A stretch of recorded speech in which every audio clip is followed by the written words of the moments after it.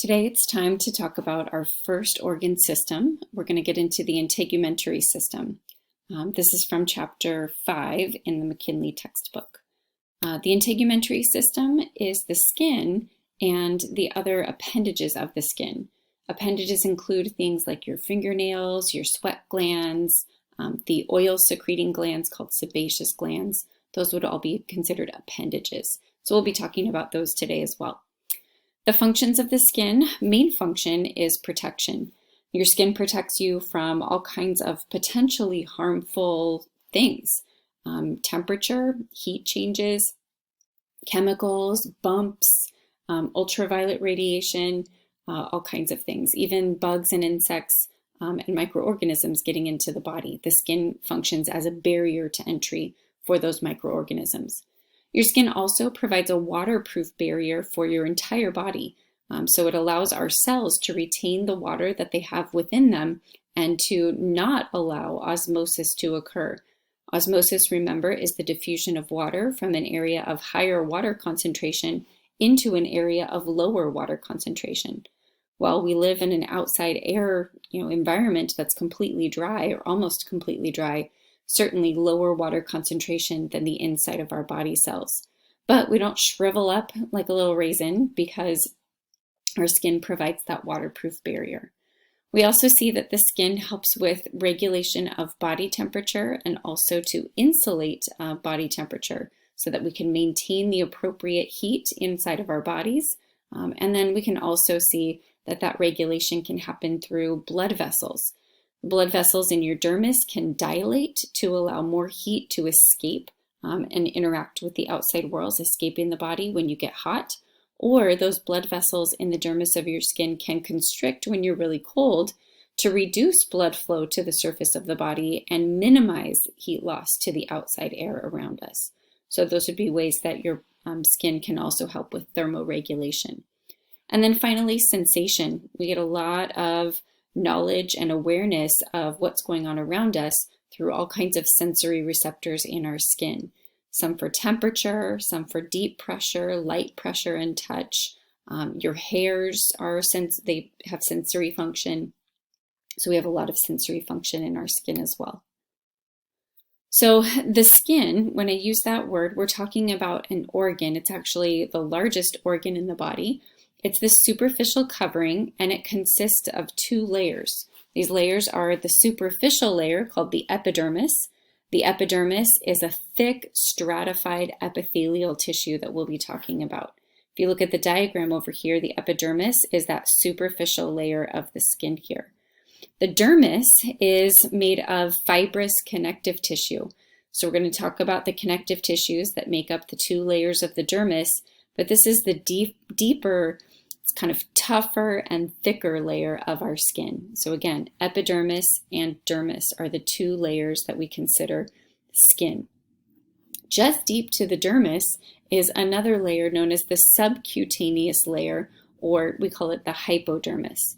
That subcutaneous layer or hypodermis is not technically a part of the skin. This is not considered part of your body's covering. However, it fits in very nicely with the integumentary system, so we will be talking about it here in this system today as well. But again, when I say the word skin, hypodermis is not included. This area is mostly adipose connective tissue, and we're going to see that it provides some other functions like cushioning, insulating the body, and it also allows the skin to kind of glide on the surface of deeper organs like muscles and bones, for example. Okay, so we're going to start superficial with the epidermis. If you're touching your skin right now, you are touching your epidermis. It is the superficial most layer of the skin, and it is an epithelial tissue.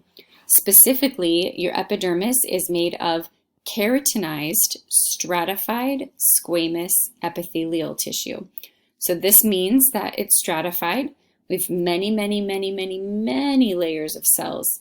Of course, just the bottom layer of cells, the basalmost layer, is the only layer that's in contact with the basement membrane.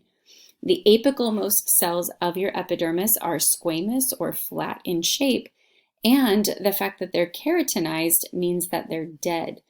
This dead layer of apical cells is what gives our epidermis its waterproof characteristics. This is what prevents osmosis. This is preventing water loss and, for that matter, water gain. Right? If you jump into a pool or you take a shower or a bath, you're not getting a lot of extra water into your body through your skin because that keratinized layer of dead extra cells is going to provide that waterproof barrier. Just like any other epithelial tissue, your epidermis is avascular. That means no blood vessels in the epidermis, but of course it is innervated. So what kinds of cells do we find in the epidermis? Well, the most abundant, like 99% of the cells, are keratinocytes. Keratinocytes are cells of the skin that produce a really tough protein called keratin. As the cells of the epidermis are growing and aging, all of these keratinocytes are busy making keratin, making keratin, making keratin. And by the time they reach this kind of apical side, they're just a big keratin sac. So by the time they start to die, we'll talk about why they die. But when they do start to die, those cells remain attached to one another as basically dead keratin sacs. That's what all of this is up here. All of these cells are stuck to one another through special tight junctions. They're basically just big dead sacs of keratin at this point. That keratin in that top layer or apical layer of cells is again going to help waterproof our skin, give it its toughness, or some of its toughness on the surface there. Other cells that we find in the epidermis are Langerhans cells. These are a macrophage type of a cell that provides some protection against foreign invaders. So of course the skin could potentially be a point of entry for foreign invaders. And so we want to make sure we've got little cells on patrol. And that's what the Langerhans cells are, kind of a first line of defense. The Merkel cells or the tactile cells, these are receptors for light pressure and light touch. There's not too many of them, but they are found in the basal layers of the epidermis. And then finally, the last cell on the slide here are the melanocytes. Melanocytes are the cells of our skin that are responsible for producing your skin's pigment. That pigment protein is called melanin. Melanocytes are actually these spider-shaped cells. Fast forward over here. You can see a melanocyte on this slide here. Another melanocyte is over here. When we look at melanocytes, or really when we look at skin under the microscope, and you focus in on this layer of the epidermis, the basalmost layer of the epidermis here, you'll find that the melanocytes actually don't have pigment in them. What melanocytes do is they make melanin, and through these extensions, they end up sending the melanin to the neighboring keratinocytes. So the cells that end up with melanin inside of them are actually all of these pink keratinocytes. The melanocytes themselves exocytose their melanin. They get rid of it. The keratinocytes take up that melanin, and when they do, it's really cool. They actually position that melanin. Let me go ahead and color some melanin in. They position that melanin as kind of like a little umbrella. And that melanin umbrella is always going to be located on the apical side of the cell's nucleus. Now, the whole reason to produce melanin is to reduce ultraviolet radiation reaching your DNA. Any changes to the DNA that happen in any one of these keratinocytes could potentially cause the cell to start behaving abnormally, and any cell that results from mitosis would inherit that same mutation. So by having melanin in our cells, we find that DNA stays protected. Ultraviolet radiation has a less likely chance of getting and damaging the DNA within those nuclei. And it's really cool, I think, the way that that melanin is just umbrellaed to really maximize the effect of the protection. Sun, ultraviolet radiation, can only come from the apical surface here. So it would do no good to have melanin on the inferior or basal surface of a nucleus. That gives no protection at all.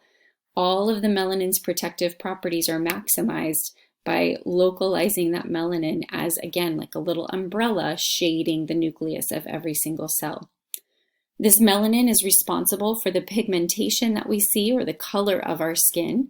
And what's kind of another fun fact about melanin that's really interesting is that pretty much most of us have approximately the same number of melanocytes.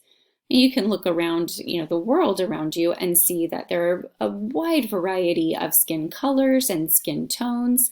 And all of that variety is actually not due to the number of melanocytes, but actually the type of melanin that's produced and how active melanocytes are in producing melanin.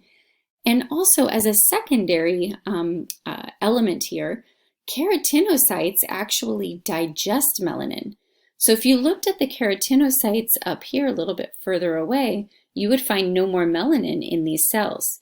So the rate of melanin digestion is also going to play a role in how much melanin remains in a person's epidermis. If the keratinocytes digest melanin rapidly, then you would just have melanin in a few of these deeper layers. If the keratinocytes digest melanin not quite as fast, allow that melanin to protect the cell for a longer period of time, then you'd find more layers of cells with melanin. And that's going to result in darker skin tones. Individuals with darker skin tones have much more protection from ultraviolet damage from the sun and are at a lower risk of developing the types of diseases that result from that type of DNA damage, namely skin cancers. Not to say that that's absolutely zero. Certainly skin cancer can occur in anybody with any color skin. However, darker toned skins have more protection and are less likely to experience those types of mutations. So that is melanocytes. Melanocytes are also known for their role in a pretty dangerous form of skin cancer called melanoma. Melanoma is actually a cancer of the melanocytes, and we'll be talking about this tumor at the end of today's class, but that is the kind of dangerous, the bad skin cancer. No skin cancer is good, but melanoma is certainly one of the ones that you would not necessarily want to be diagnosed with if you had your choice. Again, we'll get to that at the end of the class. Alrighty, so if we talk about the layers of the epidermis, again, the epidermis itself is a stratified squamous epithelial tissue. I want to be very clear that this whole thing is the epidermis. This whole area is the stratified squamous epithelial tissue. It wouldn't matter where I put a pointer, the tissue type from this bottom edge of compacted cells all the way up to the apical edge of dead keratinocytes is all stratified squamous epithelial tissue. And of course, this type of stratified squamous epithelial tissue is keratinized. If I put the label down here, it's called a keratinized stratified squamous epithelial tissue. Now, clearly, you can see that there are some different looking cells in the different areas of this tissue type. And that's where the names of the layers come in. The basalmost layer of cells is called the stratum basale. And that is literally the bottom or basalmost layer of cells, the cells that are in contact with the basement membrane of this epidermis's epithelium. The stratum basale is just one layer of cells here. That's that bottom or basalmost layer.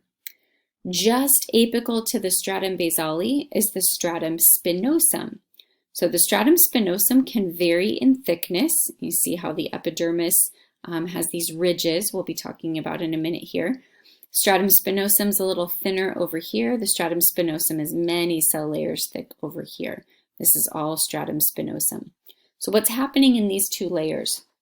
The stratum basale is going to contain our skin stem cells, which are dividing.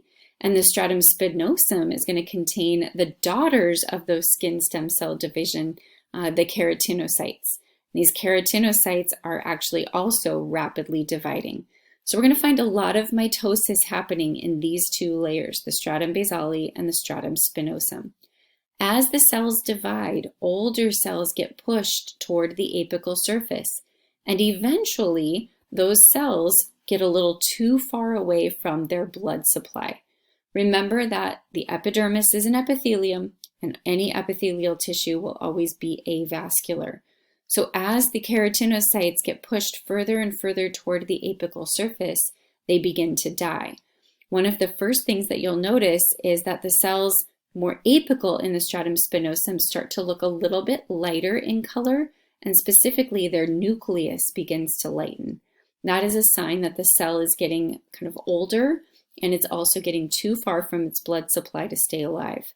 When the cells start to die, the first thing that they do is they kind of compact down and they start to break apart from the inside, from within, and they get this granular appearance. Now, this slide has been stained to really emphasize the granular appearance of the dying cells. There's a couple layers of cells here. These keratinocytes are in the process of dying in the layer known as the stratum granulosum.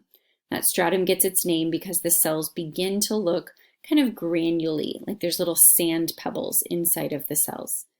Once the cells do die, they're no longer granular, they have no more nucleus, they have no more organelles, but they do have keratin.